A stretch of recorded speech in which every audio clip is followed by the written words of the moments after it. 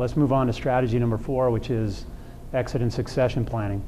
We'll talk about valuation and exit planning, 3 exit planning questions in the 8 exit channels. You're going to get a crash course here.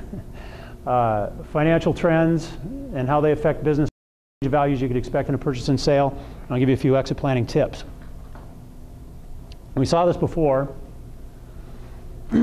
about business valuation using tax returns to project, the credibility of the future trend. But exit planning is essentially business valuation in a planning context. What makes a business worth more? What we're trying to do is help you navigate to a particular value with your business. And so we kind of get the benefit of being able to drop all the historical trend and say, what does your trend need to look like in order to create the value that you want? So I can tell, one of the things I do in the valuations, when people say, well, Tom, I need $2 million out of my business to retire, and you're telling me it's only worth $1.3 million. So I'll reverse engineer, well, this is what your tax returns are going to need to look like in terms of net income for 3 years running in order to have a really high probability of your best chance of creating that value. I want to talk about the stages to joining the 2% Club, and this is actually fairly important. There are different people in this room that will really resonate with this, and some that won't, depending on where you're at. But when you're in a startup stage, it's characterized by no investable cash flow. Your business, you've ever heard the phrase, your business is just a job. It really has no value. It'll only pay you what a reasonable wage for you in the marketplace is. It's a job. It has no value. This is the startup stage. People progress from the startup stage to a stage called excess investable cash flow. That's evidenced by a business that has value because it's spinning off excess cash flow or return for its owner above and beyond what a fair value of that owner's wage is. And so they have the ability then to develop investments outside their business. And so what I call the excess investable cash flow stage is evidenced by an owner who's developing wealth outside of their business. The next stage, and what's important for this section, is the exit and succession planning stage. You won't, if you're in this room and you're not at this point, exit and succession is not going to be important to you. But once you get 2/3 of your wealth outside your business, you're going to know whether you like your business or don't, or whether you'd rather be doing something else, because that's the point that where we see business owners say, I'm getting out, because they know they can get out and be independently wealthy at that point. Once you've developed 2/3 of your wealth outside your business, if you sell your business, most likely what it took for you to develop 2/3 of your wealth outside your business was you had to live within your means in order to create that wealth. You had to be investing along those lines. And now what we find is when we see that relationship, we see that most people can be independently wealthy at this point if they sell their business. And so once you get to the point where you recognize that you can be financially secure without your business, you're going to know whether you like it or not, because if you don't and there's something else you'd rather be doing, you'll leave. But if you like your business, you'll stay. And there are a lot of business owners, I would say 50%, that don't want to leave. I think actually a lot of people leave their business just because they've been told all their life that's what they're supposed to do. When you get to be 65, you're supposed to retire. Okay, I guess I better sell my business and retire. But I don't think a lot of people, I think it's okay for people not to sell their business. But I still think it's good to have a goal of having 2/3 of your wealth or more out of your business. The wealth protection stage, if you sell your business or even if you decide not to leave your business, you're characterized by independent wealth. You don't, if what happened in the video happens to you, it's not going to be the end of the world. You'll be laying awake at night worrying about it, or have your spouse divorce you or anything like that. You're already independent of your business, so you can choose to stay or you can choose to go. And at that point, you really have control. Most entrepreneurs love having control.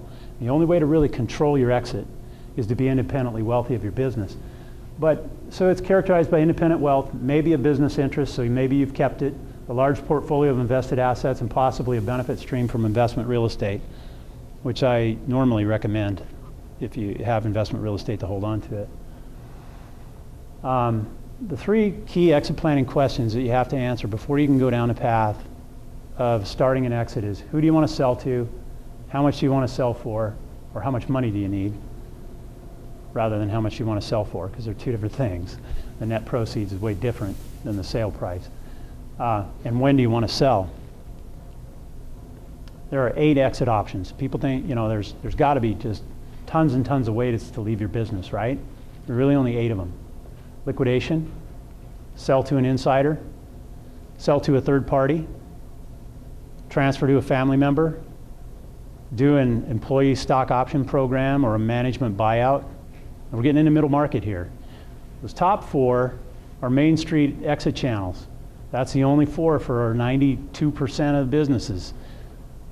The middle market, which represent about 4% of the companies in the United States, might be able to use an ESOP or a management buyout, a recapitalization. We actually had a client that recently did this. A recapitalization is where the owner wants to get a big liquidation event, but they don't really want to leave their business. So they sell 80% of their stock to a corporation, they keep 20% and continue on as an employee.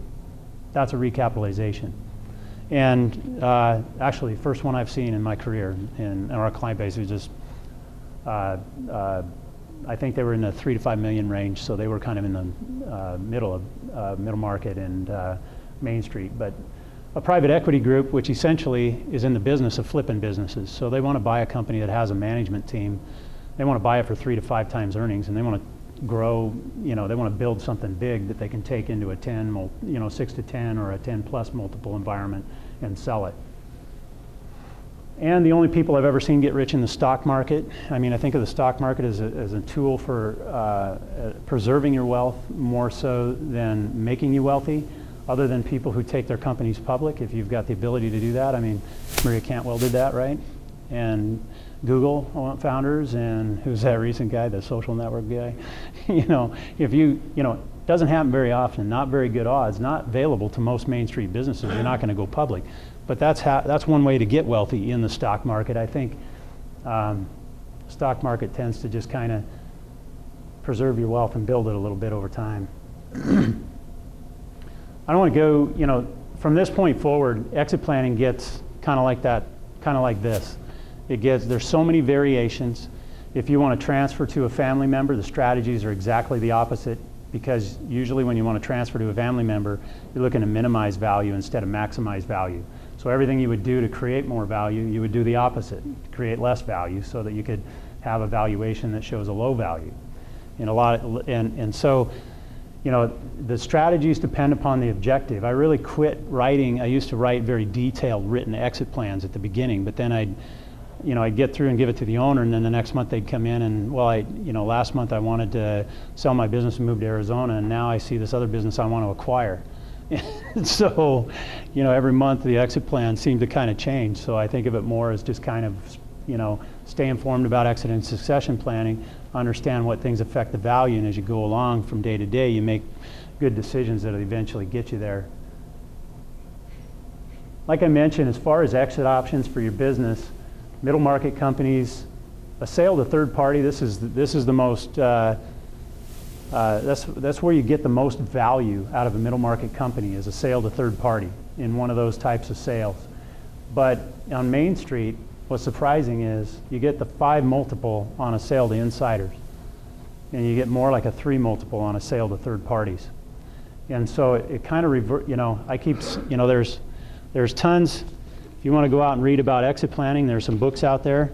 The $10 trillion Opportunity is one of them that talks about exit planning. This is written for advisors, telling them about the $10 trillion worth of businesses in the United States that are going to change hands as the baby boomers start to retire, because everybody's going to retire, right? And so the baby boomers are going to retire, and they're going to sell their businesses. $10 trillion worth of value. The market value of wealth in the United States is about $54 to $64 trillion.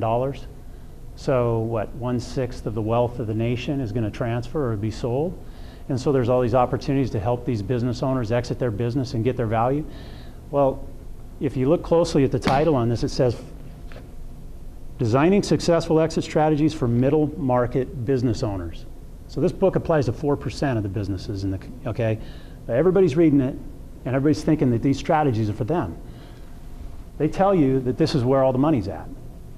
Not on Main Street, not for 92% of the businesses is down here. It's way different. I keep screaming at these, I was involved in both these organizations, their exit planning organizations. I get presentations to their groups, and it seemed like nobody liked me because I was saying that 92% of all the businesses are Main Street, and none of this stuff will work for, the strategies are different, the buyers are different.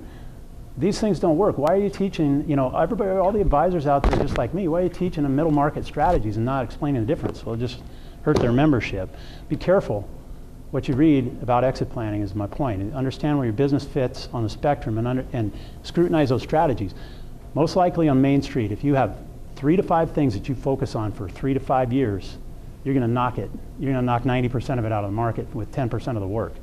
It's not extremely complicated, but you have to wade through, you know, it's like anything else. You got to wade through, like with valuation, I got to wade through 100% of all this theory to get to the 10% that applies to everybody, to 90% of the businesses.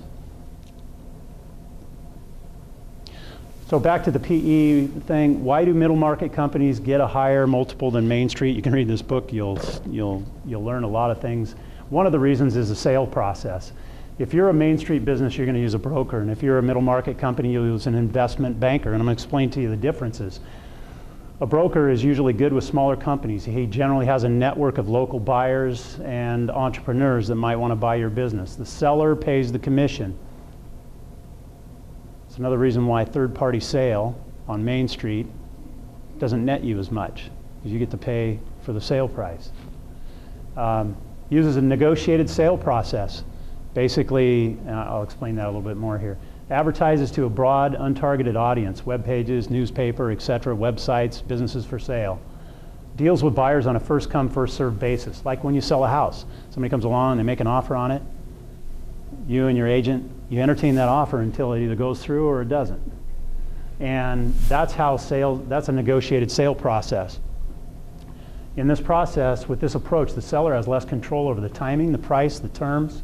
They just have less leverage to negotiate. Another reason why they get less in the net proceeds. Whereas an investment banker who's marketing in the, you know, we're talking middle market companies now. Why do they get a 6 to 10 multiple? Well, they use investment banker, usually good with larger companies. They have a network of financial and institutional buyers, sophisticated buyers, looking to buy your business and flip it, or add it, you know, to a portfolio, grow it, and then sell it for more. The buyer usually pays the commission rather than the seller, so you net a lot more. They use a controlled auction process. They identify a set of buyers and they put it out to bid. They put your business, they put the profile out, and they put it out to bid. So they create an offering package with all the relevant facts that the buyers want to know. They proactively solicit a targeted group of previously identified buyers. The buyers are dealt with on a simultaneous basis. You have until X date to put your bid in on this company. And we're going to open the bids and we're going to decide which one or which ones we want to pursue further. So it's a competitive process and it drives the multiple up.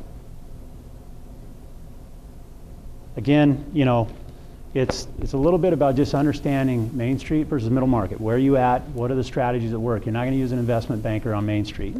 We've done that just a little. We've tried a little bit with some of our clients to help them develop a competitive environment, and it's difficult to do with the smaller businesses to create a competitive sales process versus a negotiated